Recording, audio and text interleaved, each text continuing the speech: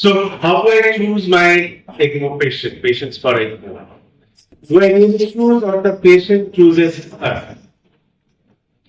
So very, very active practice for ECMO. I have no conflict of interest. So if before we go into the ECMO, there is always a skeptical feeling about ECMO. Whether it really helps in survival, whether it should at all give this option of ECMO to the patients or not.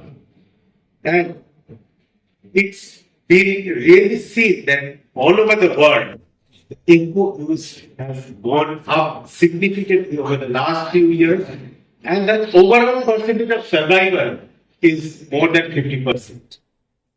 So it depends upon the age, it depends upon the which organ we are matching. Whenever we are saying about anything about ECMO, we shouldn't be saying that it's a magic bullet, and for anything and everything, ECMO is the choice. So we need to know which are the patients we need to put the ECMO on. Because ECMO is a very scarce resource. Not all centers will be having ECMO, and that too, during the COVID period, we see whatever resources we had, even after expansion, it was falling short. And these patients who are going to get ECMO, who are on ECMO, they need the full resources and attention of the team. So the team is the most important aspect when we go for ECMO. And it is also when the patient is so sick, it's very stressful for the relatives, emotionally as well as it is also financially draining. Hence, we need to choose our patient very judiciously. So before we go for an ECMO, we need to see whether ECMO is patients fulfill all these four criteria. This is acute event which is life-threatening to the patient, should be reversible unless you have a thought of transplant or immediately had in these patients. And most importantly, it should be unresponsive to the conventional modes of treatment. So, not before you have utilized all your resources for conventional therapy that you think about an ECMO. And before an initial step, consider what is the organ recovery rate, how much the organ can recover, and always see what are the contraindications. The most important is that if the patient had unwitnessed cardiac arrest, prolonged cardiac arrest, and where you are not sure about their cellular status, those patients we should avoid. Age was a contraindication, but it has become a relative contraindication now, though the outcomes are lower than the younger age group, but still many of the aged patients on ECMO, they survive and go home. Malignancy is not an absolute contraindication, but if your survival is less than 1 or 2 months, then do not go for that.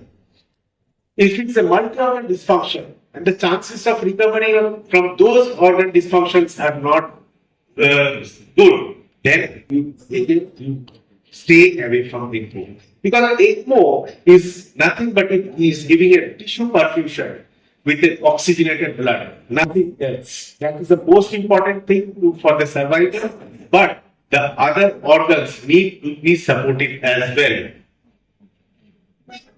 So, depending upon which organ you need to support, it can be either a cardiac support, or circulatory support, or a respiratory support, or a combination of the two. So, before we go for the respiratory support, because most of the people here are usually we are doing the respiratory support, and just a couple of slides of the circulatory support where we use them. In the patient of cardiac shock, our first and foremost aim of treatment is to have an adequate tissue perfusion, and for that we have various methods.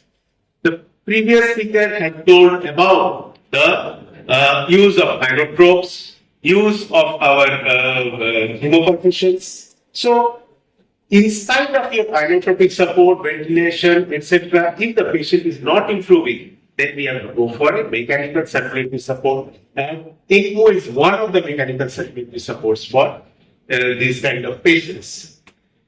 So, in any kind of cardiac shock, most commonly MI or pulmonary embolism or various kinds of myocarditis, ECMO is the savior in those kind of situations because what it is a temporary support. You just tide over the situation. Give the organ time to recover, give the organ time for the treatment to occur. So ECMO is not the treatment, ECMO is just the support. Coming to the respiratory support, in the DVMO is the choice where you have a respiratory failure. And when we are using it, when it's not manageable by the conventional modes of treatment. We have ventilated the patient's lung protective ventilation, told the patient, in spite of that, the patient is not improving, only then we choose for ECMO. Why is this ECMO in these patients? Because with time, we see that the patients with ARDS, if they are ventilated with the higher pressures, higher FIH, they all deteriorate because the lung is not getting the protection. We are giving the lung a higher pressures. Suppose the patient is getting, we are giving him 4 milligram per 4 ml per kg body weight or time volume in a normal lung is different in an ARDS patient because a significant amount of lung is diseased when no air is going on, and whatever lung is functioning, that part of the lung is getting a higher cardiac volume, which will lead to a higher chances of lung injury because of barrel trauma, volume trauma, etc. All these things will be there. So, in these patients, it is imperative that if we are not being able to ventilate these patients properly, we are not getting a good gaseous exchange, we should consider a ECMO in these kind of patients. So, okay.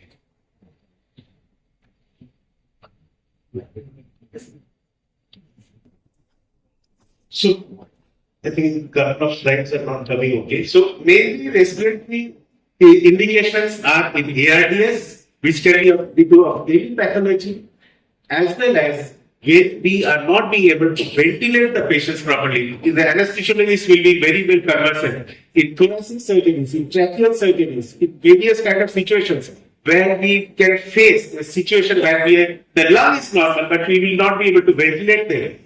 In those situations also, we go for an elective ECMO. And in poisoning patients, it's very commonly used nowadays. And primarily, we use ECMO to have a lung rest.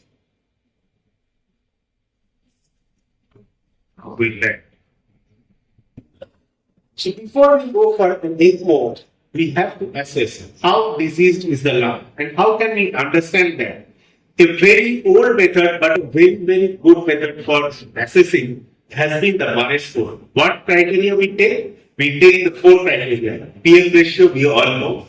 How is the, how many quadrants are involved? How much heat is being needed for maintaining the oxygenation and what's the compliance?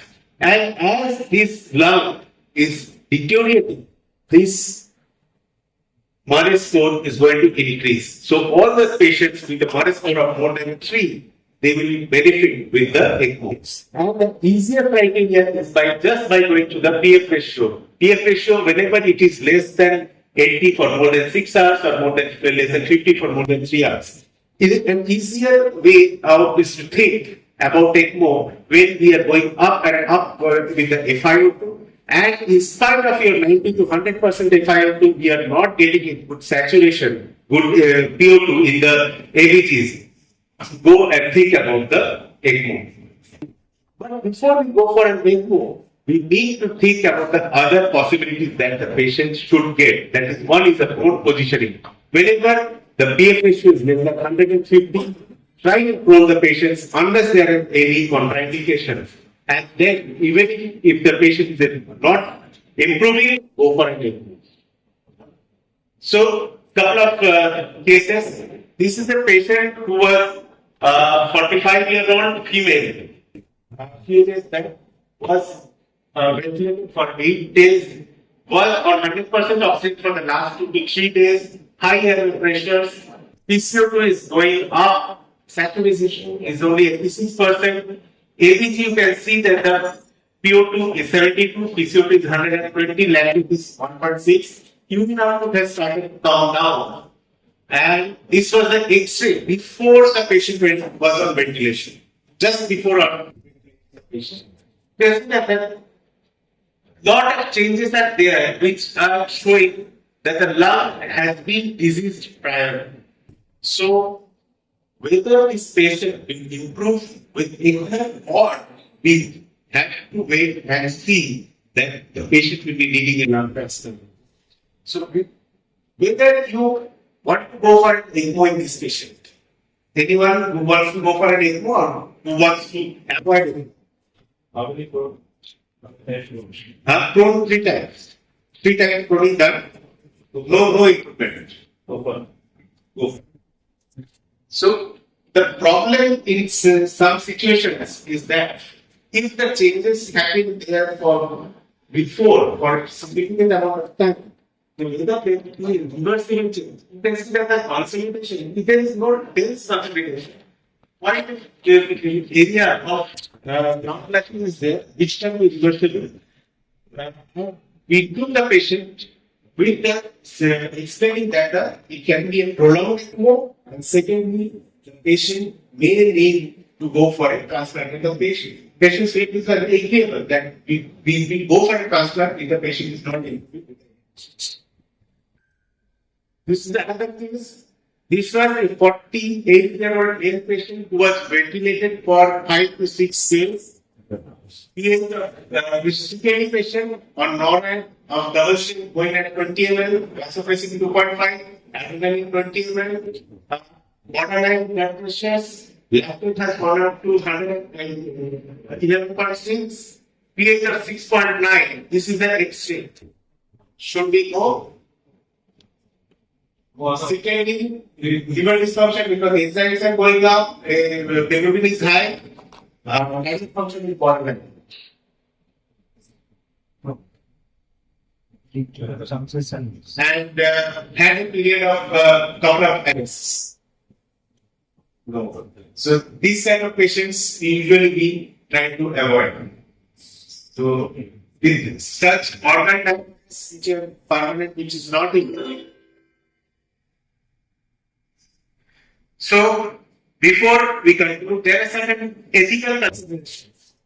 We have to speak in the family about the prognosis of the case and the quality of life, because most of the patients who improve after ECMO, who are off ventilation, they have a very good quality of life after that. The long-term outcomes are good. And if after a month or so on ECMO, the patient is not improving, what should we do?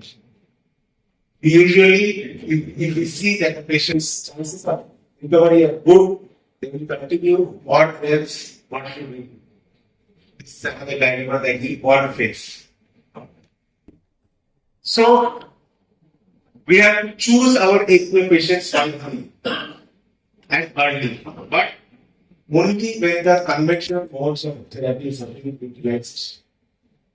The key decision making things are the timing. If the patient has been ventilated for more than 7 to 10 minutes, after that you have been referred, then we usually try to avoid this kind of patients.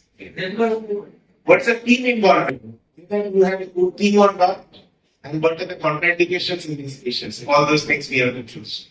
And which organ we have to support, either heart or lung or other organs that have been disease that we need to support, and ensure that the patient gets adequate. That is the most important thing.